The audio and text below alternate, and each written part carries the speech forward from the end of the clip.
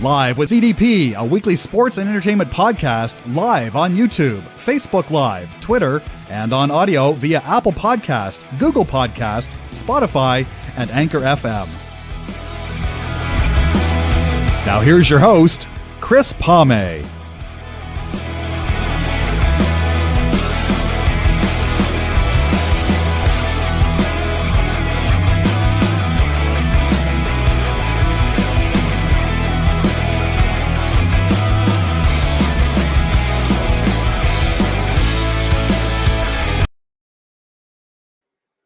Good afternoon, everybody. Pardon me. Good afternoon, everybody. Welcome to Live with CDP Sports Talk on this Thursday, November 10th, 2022.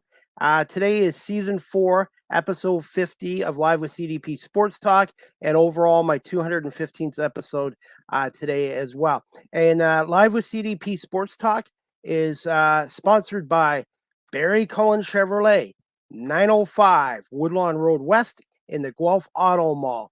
You can check out their newest selection of new and pre-owned GM vehicles at barrycullen.com or give them a call at 519-824-0210 and tell them that Chris Palme CDP sent you as well. So I hope everybody's having a great day. And I'm looking forward to speaking to my guest, Daniella Ponticelli. She's the post-game radio host for the Saskatchewan Roughriders and also their sideline reporter today as well. So I really appreciate Daniella giving me a little bit of her time today because, as you guys know, the CFL is wrapping up their season with the West and East finals this week, and then the Grey Cup is in Regina, Saskatchewan on Sunday, November 20th, I believe at 6:30 p.m. kickoff from Mosaic Stadium, and that's the stadium I need to go to as well. Anyways, I'm going to bring on my guest, Daniella, and we're going to talk just a little bit about the Roughriders season and just talk a little bit about the Grey Cup coming up and get her picks on the East and West final. Good afternoon, Daniella. How are you? Hi, I'm doing great, thanks. It's a chilly one in Saskatchewan, so if you are planning to be here for the Grey Cup, just make sure you pack well. It was minus 21 waking up today. Just minus 21 with the wind chill. Wow. No, not with the wind chill. Just no wind chill. 21.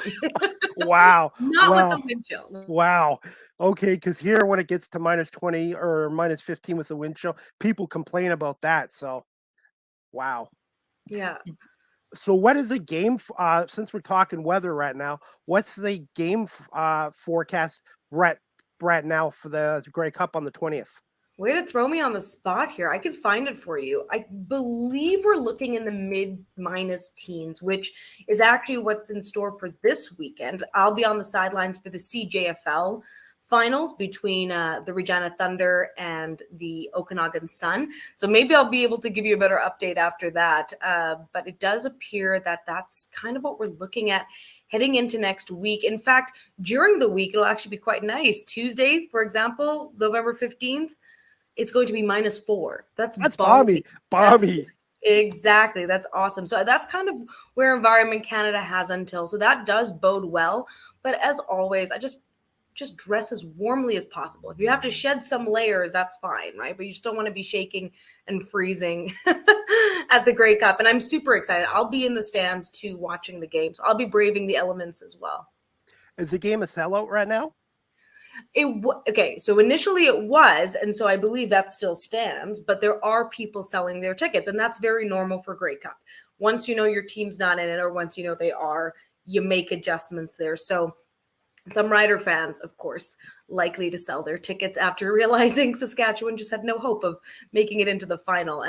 So that does mean if you are a fan of a team that makes it into the Grey Cup after this weekend, you could get your hands on some tickets, and they might not be too unreasonable either, because people just kind of want to sell it at face value and make sure that someone's in the seat.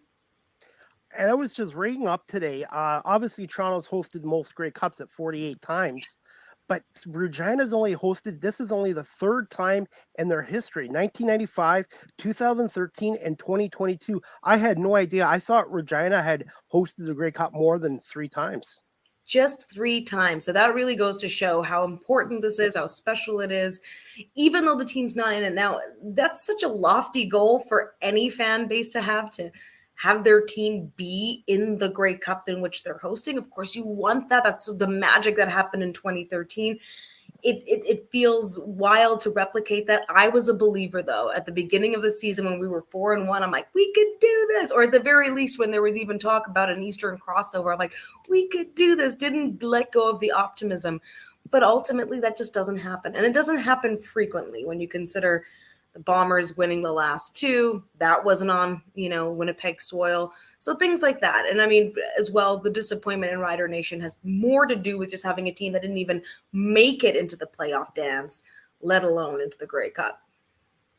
And I'm taking my nephew to his first CFL game in Toronto on Sunday for the East Final. It's going to be a really chilly +2 Celsius. So people here are complaining about that. It's chilly, though, in Toronto, right? When you have a little breeze off the water, like it can feel a little bit bitey. I went to 2 games at BMO Field this year, the last one being Thanksgiving weekend. And I still wore like a jacket. It wasn't like I was in a sweater and a t-shirt and shorts. Some people do that year round in Saskatchewan. So be ready, folks. Definitely. And the good news with the Argonauts right now is I believe they're up to 19,000 tickets sold. And the other part of the upper deck is now opened up. But that other upper deck they're opening up, they're charging $88.50 for tickets. And I'm thinking maybe you want to charge maybe 40 or 50 instead of 88. But something that came to my attention, Chris, and it's good perspective to have when you open up something like an upper deck. Now, I don't know all the logistics at BMO Field, but when you open up an upper deck, you have to imagine you're going to need more event staff, more security, concessions, and so on and so forth. So you are actually paying more people to be at you're employing more people to be at the event to make it what it's supposed to be, a great pro sporting event. So consider that as maybe part of why you can't necessarily have tickets in a $40 range when you open up a whole section. The other part of it too is maybe it's just about making a little bit of profit. And I'm not saying that's good or bad. I'm not saying gouge people. I'm actually all for like making it as accessible as possible. But those are just some of the things to consider when you're talking about pricing, especially at a time when you have to open up a whole section, because that's a whole section that otherwise wouldn't have been needed to, you wouldn't have needed to accommodate. That's true. And that's a good sign that there's people wanting to go to the game, and they are doing a sweatshirt giveaway, and then they do have a halftime show with Roy Woods. I don't know much about him, but apparently he's affiliated with Drake. Yeah, and at the end of the day, all of this boils down to you're in for like a complete package entertainment event. Playoffs in other sports, as we know, ticket prices are way up, right? Like try to get a ticket to, an NBA playoff game or something. You're paying top dollar. So I appreciate that there might be, a bit of a surcharge on some of this. $88. It might seem steep, obviously, in your market. It's very average in Saskatchewan during the year for an adult ticket when you start to add in as well fees and taxes and all of that. I mean, we can have a whole separate discussion on just the monetary side of things and where fans are with that, because you want to make it affordable always, and you want to try to bring people in, but there's also that fine line of everything is more expensive. So how do you balance that? And then how do you keep people employed and part of the event staff and make sure that they're taken care of too? It's a delicate dance, and one that I'm fascinated by. I don't actually know all that much about, but like I said, we can have that discussion another time. Definitely. And you made some good points too. And I finally managed to get myself an Argo hat and double blue Argos hoodie. So the problem is I'm a bigger guy, and the problem is Real Sports. They don't seem to have a lot of Argos gear, so I had to order it from a sports store in Quebec, ironically, to get my hoodie and my hat. Hey, and that's another discussion. Sizing for sports accessories and clothing can be really hard depending on what fan base you're connected to. Very blessed that here in Saskatchewan, there's so many retail like opportunities that you can actually go on gear at Costco, by the way. I was blown away, but the official team Really? stores where you get all of the various different sizes and all of the new era stuff that is, it's very slick. Like, I wish I could just shop there all the time. I can't. I can only shop there I live 4 minutes sometimes. from a Costco here. Oh, there you go. See? And like, would you go buy Argos gear at Costco if they had it? If they had it in Guelph, the Costco here in Guelph, yeah, absolutely. Actually, it's funny you're talking about merch. I just picked this up yesterday. It's sitting on my coffee table. Great cat. Oh, nice. I need one of those. I need one of those too. And you know what? They have so many different styles and types. So if you don't like the pom-pom, they have ones without. They have the old school, like the flaps on the side. But this one I like because I like the hint of green. I still want to show my like rider support. So they have ones that aren't green. You're able to be more neutral and support. But yeah, I like this one. And this one has the lining. So if you are coming to the Anyway, I'm not a paid sponsor, by the way. I just wanted to show off my new hat that I'm excited to wear. And that's what I'm wearing today, my new Argos hat. And I'm happy they went back to my childhood logo from 76 to 88. Yes. Isn't it so nice? It's so nice, right? It's classic. Yes. There's certain teams that don't really need to change the logo and colors. I'm a traditionalist, and sometimes, okay, you need to update or tweak things. But just the last number of years, I did not like that A with the shield or the Jason the Argonaut. I just was not attached to it. This is what I grew up with in the 70s and 80s with this logo and that. It's awesome. All right, Chris, you want to dive into some of your questions? I just don't want us to run out of time. Yeah, no problem. Don't worry. I'm not going to keep you an hour and 42 minutes today. So first question I wanted to ask you, Daniella, just quickly, thoughts on the 22 Roughriders season and the firing recently of offensive coordinator Jason Moss, Steven Searles, and receivers coach Travis Moore. And I did notice they did keep Craig Dickinson and Jeremy O'Day going forward. Yes, they did. And I mean, one of the great things about being a pre and post game show host, like I am, I get to be surrounded by people who are so intelligent on these matters. And then for our last show of the regular season, we had former Stampeder Nick Lewis on the show. And he also, by the way, coached out in BC, and he laid the groundwork beautifully for our listeners and really for myself too, to get a better understanding of the coach's cap. So part of the reason why that was so informative is that happened before we knew about these firings, which I always want to preface with, it's awful that people have to lose their jobs. Unfortunately, that is part of the business. It's part of the way that the sports world operates. But these three guys, hopefully, you always hope that they find success and in short order, right? That they're able to move on and continue their strengths, because they're all very strong in their own way. It's just a matter of, do they work for the club? Do they work for the team as it was? I had said from about midway through the season that I did not see OC Jason Moss and quarterback Cody Fajardo both returning next season. I had said that about midway through. Now, that didn't mean both would be gone, which is where it's leaning to, although nothing is official on Fajardo. But I know it wasn't working. We saw that it wasn't working. The fact that they went so far as to just say, okay, we're going to do a big change on the offensive side. Hey, it's a big move, and one that I know was not entered into lightly. So my thoughts on it is, yes, let's welcome this because it's happened. We want to make the most out of it, considering that three people are no longer with the team. So now let's try to build up from there. And of course, wishing all the best to these three guys as they continue on and hopefully become really important and contributing members once again of the CFL. That leads to my next question. Can Craig Dickinson, in your opinion, and Jeremy O'Day turn this franchise around in 2023? Are the Riders a real long rebuild, or do you think with a little tweaking here with free agency and the draft and maybe even a trade or something that this team could contend for a playoff spot next year?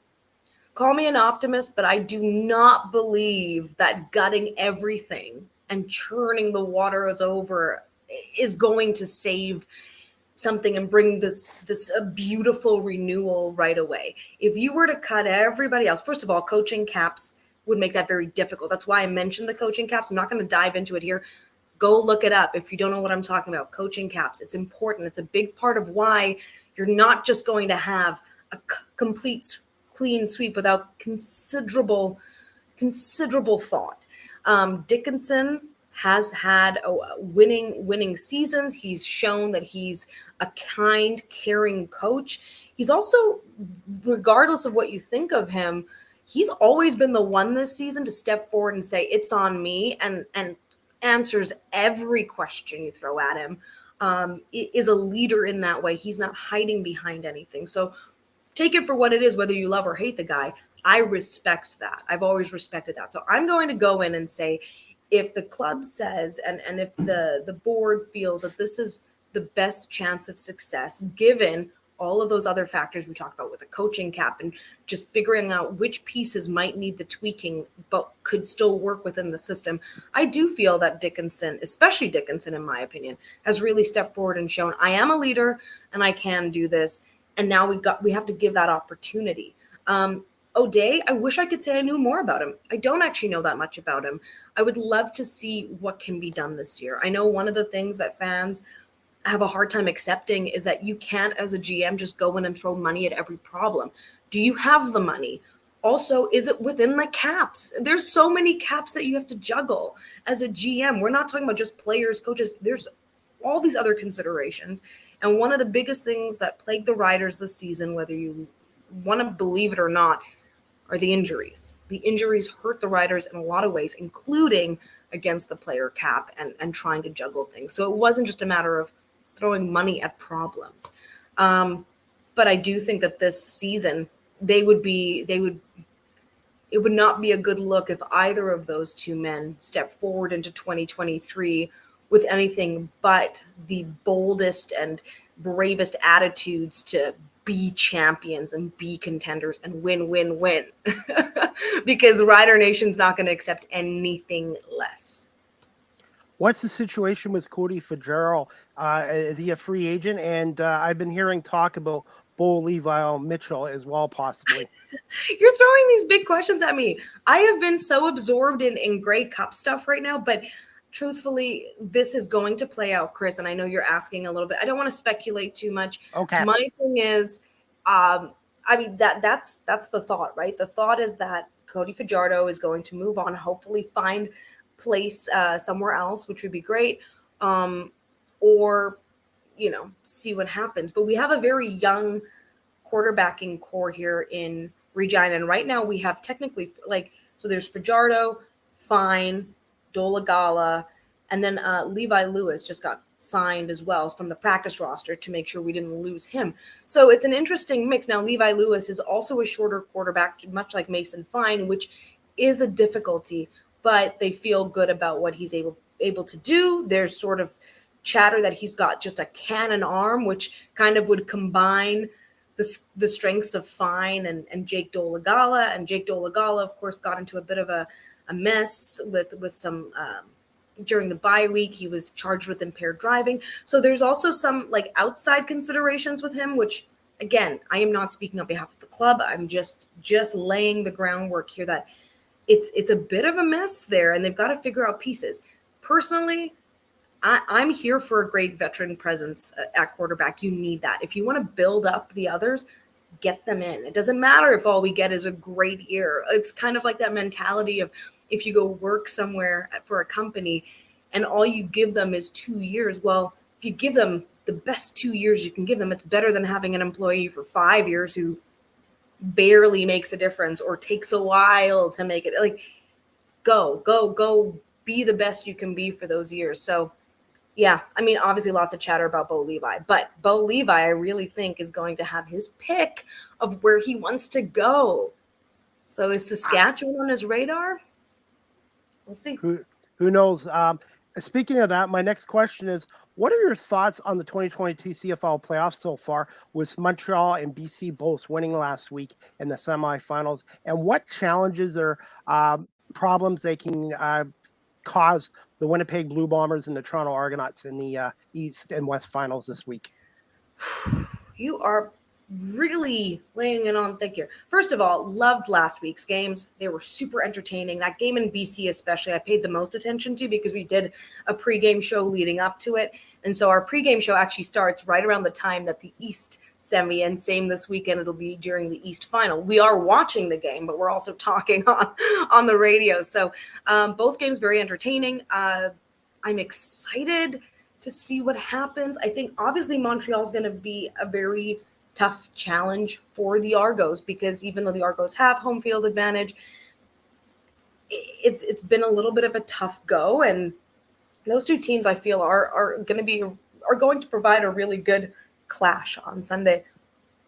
BC, ooh, they're going to be interesting. I mean, obviously we've seen them really battle against the Bombers. My heart kind of says, because my actual team isn't in this at all, but my heart kind of wants, like, let's do BC. Let's have a completely new, new finalists in the Grey Cup. How thrilling, because it's not my team that I'm talking about. So, and we know Hamilton's not returning. So why not? Let's do that. But there's also a magic in a team like the Winnipeg Blue Bombers having a three-peat opportunity. And the Bombers, from tip to tail, are just stacked with people who know how to win championships. And that cannot be overlooked. Not saying that a veteran quarterback like Nathan Rourke, who is astounding. I love watching what he's able to do. And he's got a great receiving core. And oh my goodness, they are clicking and dialing, and they're fantastic. Not taking anything away from them. It's just one of those things where when it comes to playoffs, when it comes to that extra intensity, when you've been there with so many of the people on your roster and so many of the people on the staff and so many of the coaches, you can't discredit what that can do to lift the team up if they're down, or if they're, coming into a really, really close contest with their opponent. I just see Winnipeg being able to stay calm, stay cool, like they have many times this year, and keep going, right? And you don't have the kind of record that Winnipeg has without being able to get yourself out of tough situations consistently.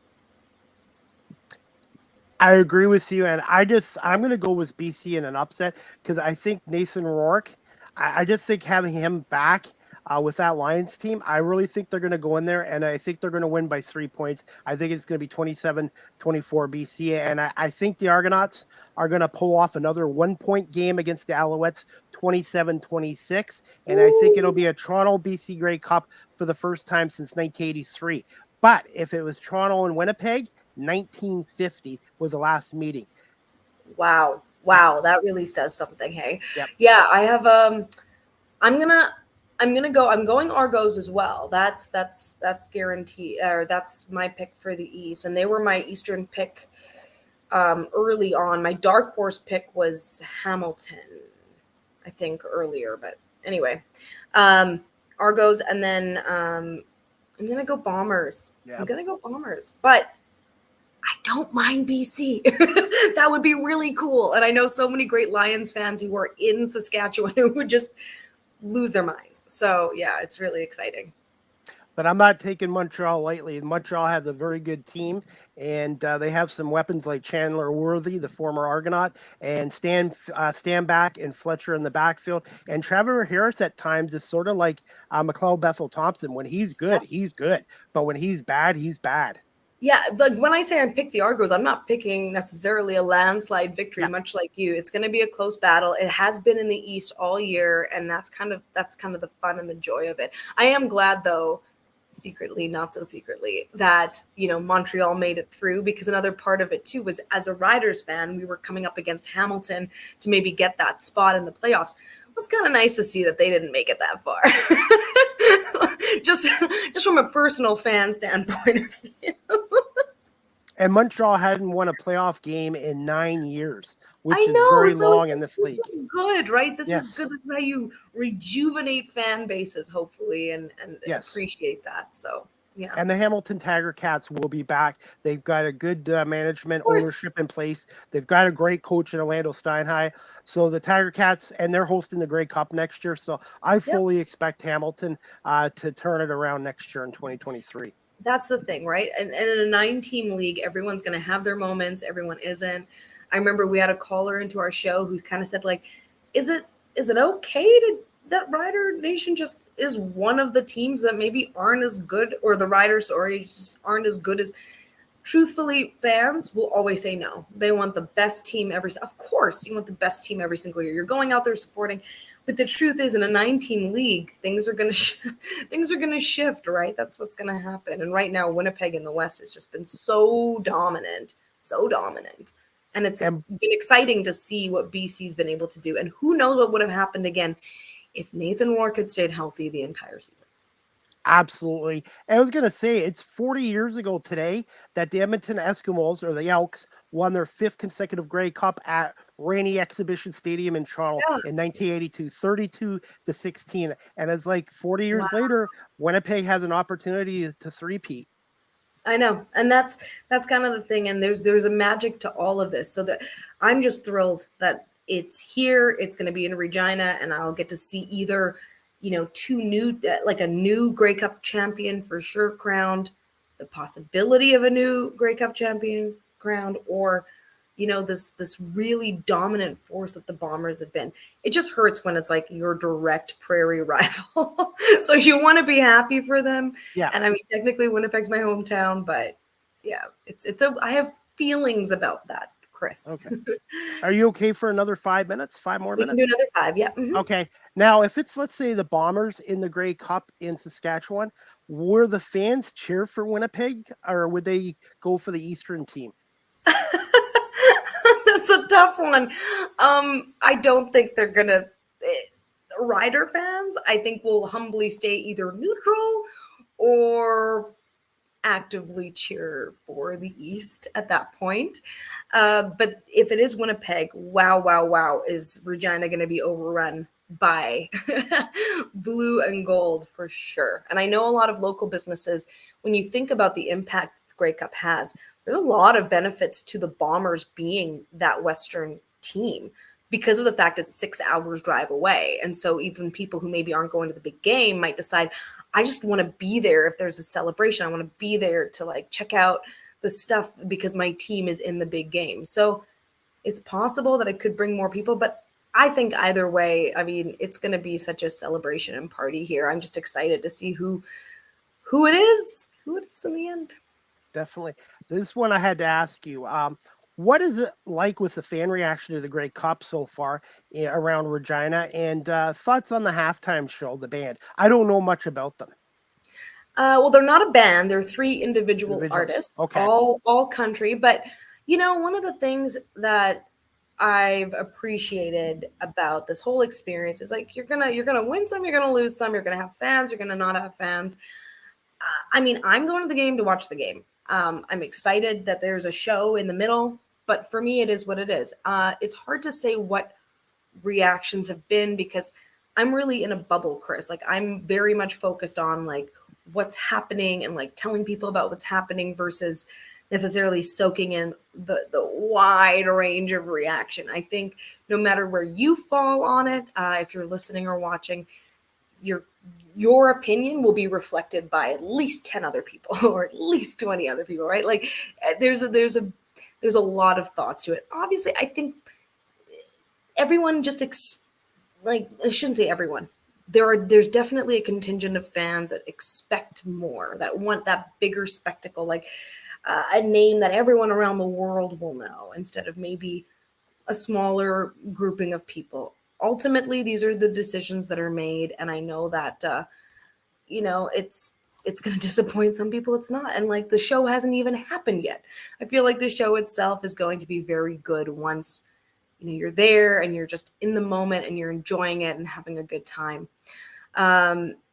Overall, to the Grey Cup itself, it's I think people are really starting to feel the energy, and I feel like I'm in a bit of a bubble because I'm seeing some positive aspects of hey, we're starting to see signs up all around Regina, right? And you go to the mall and the elevator is all decked out in Grey Cup stuff, and we're seeing it at the hotels and at the airport now. When you fly in, there's a big welcome banner. Like you just start to feel that energy. And I also think once the site is active and it all gets officially kicked off in Regina Wednesday, it's going to be amazing. Like there's this massive tube slide that's like being built right now as we speak. And it's like, I think that alone, it just like, there's just something about actually seeing everything kind of coming together and being built, and it just makes you excited about it.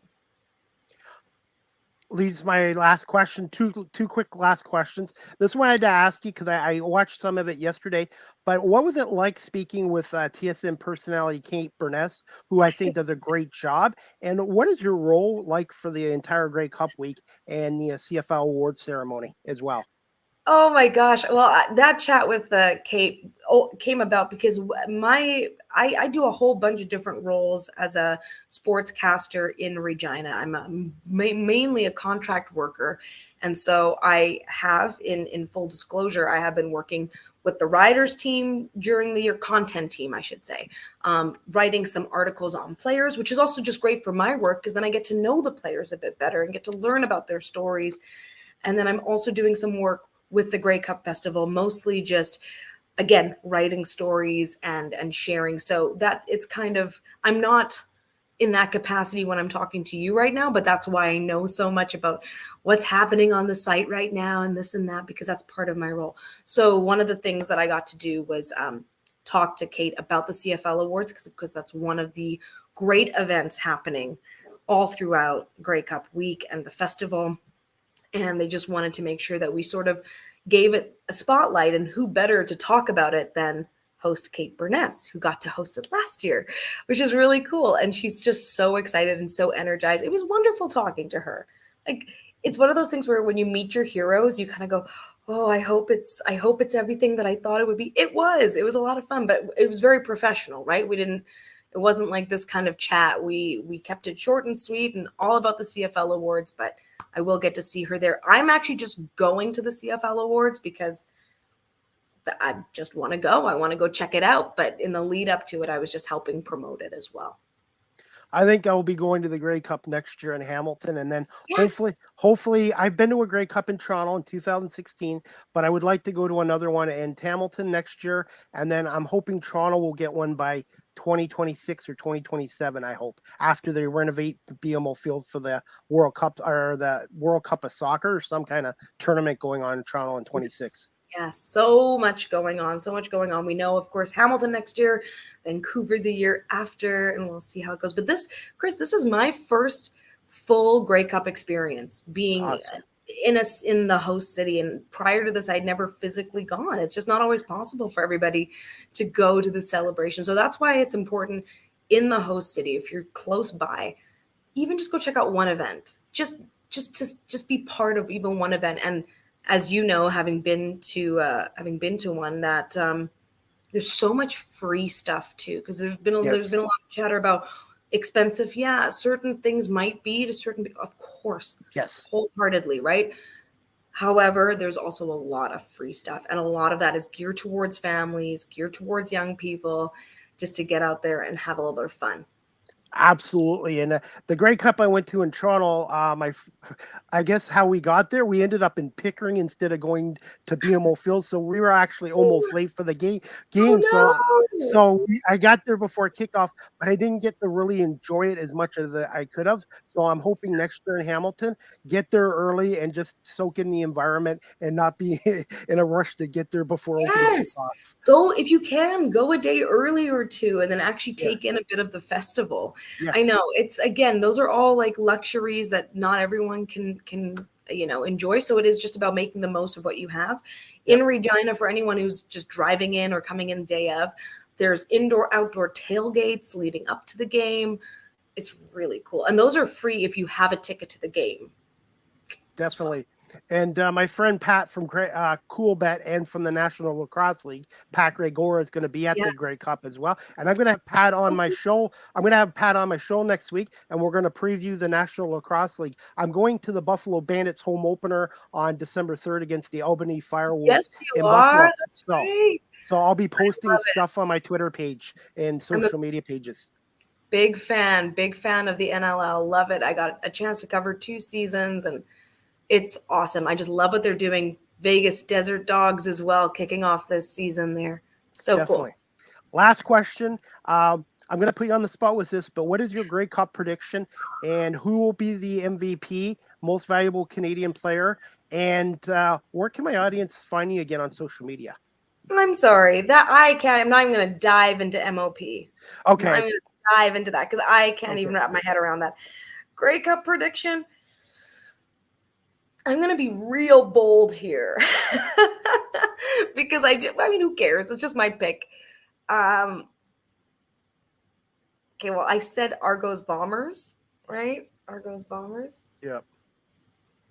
I'm gonna vote for the upset and say Argos win it all. Argos when they're 18 great, that would be their 18th Grey Cup win if that happens. Yeah. This is so wild. I mean, people are gonna be like, "What? She is nuts." I'm just picking for the sake of it. It's a tough one.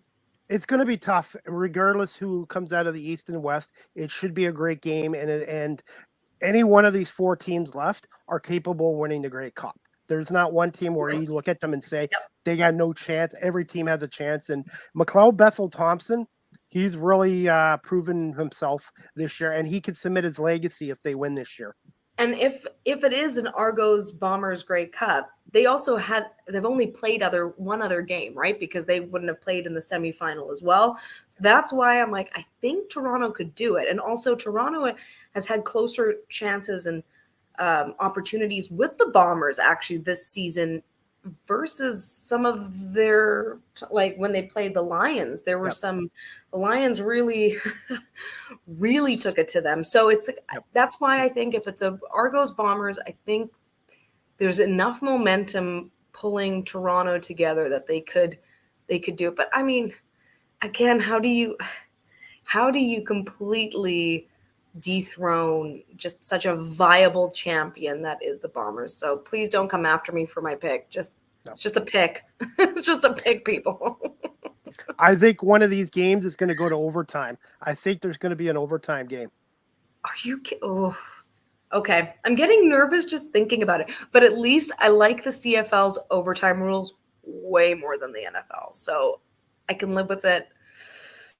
But I'm getting my hands are sweaty just thinking about that. Yeah, I'm already getting excited about going to the game Sunday in Toronto. I can't wait to get there and get my nephew to sell the game on my nephew. He's an NFL fan, but he doesn't know a lot about the CFL, and looking forward to it.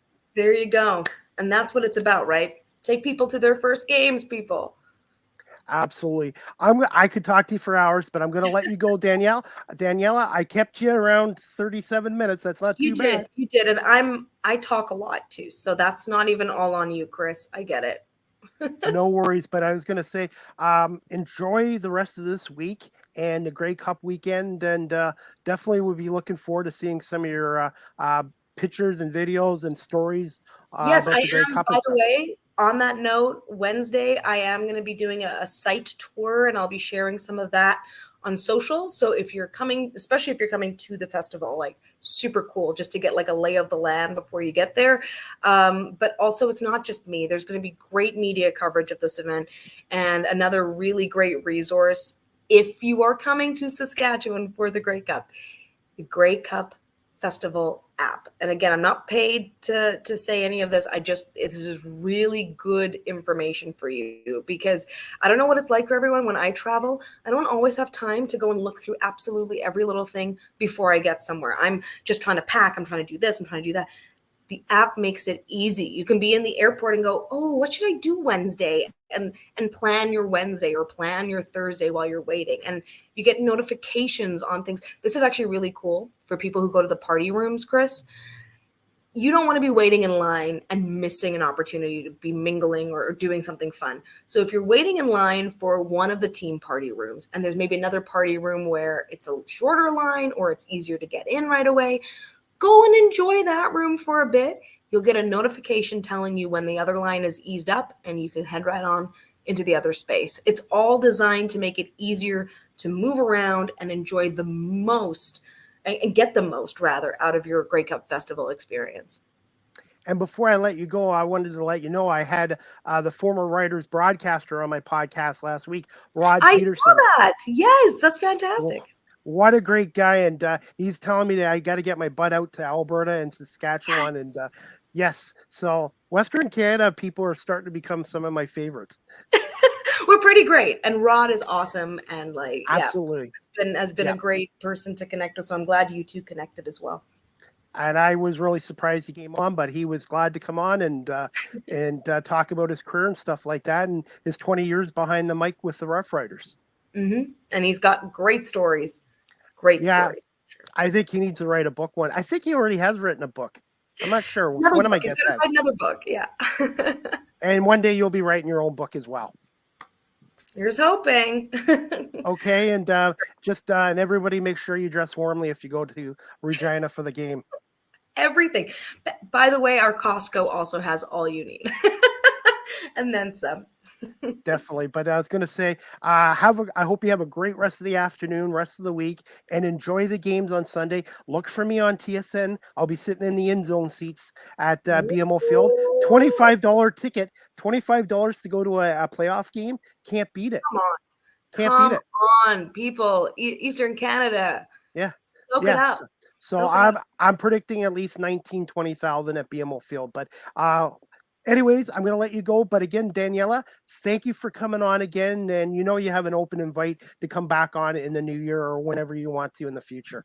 You ask the tough questions, Chris, but thank you. I appreciate it. I just try to think of good questions, or I just try to. But again, thank you so much for coming on season 4, episode 50 of Live with CDP. You're episode number 215 with you today. That's awesome. Number Congratulations, Chris. Thank you. I appreciate it. Well, thank you so much. And we'll definitely keep in touch with you on social media. And just give me about 4 minutes or 5 minutes, and I'll have this downloaded onto audio platforms as well. Thanks. Thank you so much. Have a great day, Daniella. All right, guys. Again, that was Daniella Ponticelli.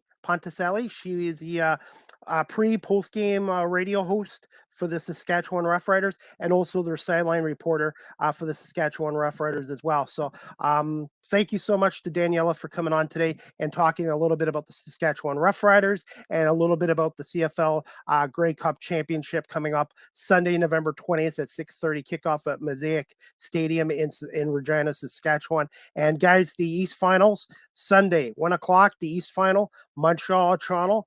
Games on TSN and on TSN 1050 with Mike Hogan on the radio call. Or if you guys want to go to the game at BMO Film, there's still tickets available. Check out argonauts.ca. And right now the Argonauts, I think they're around 19,000 so far for the game Sunday, and they're opening up the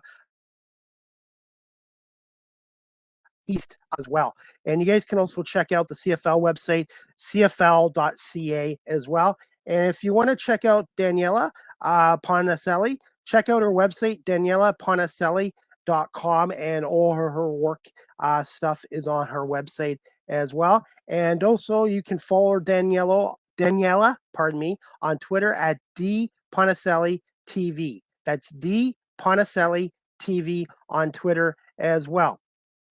My next live with CDP podcast will be this Monday night.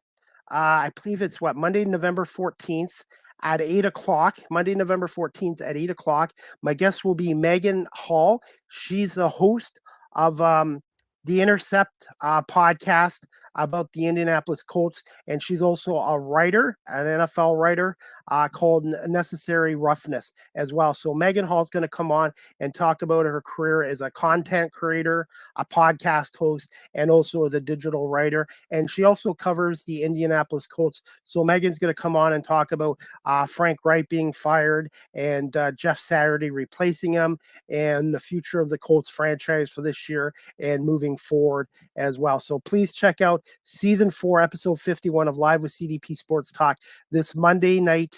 I believe it's November 14th. Yeah, at 8 o'clock with Megan Hall. And we're going to talk some Indianapolis Colts football with her as well.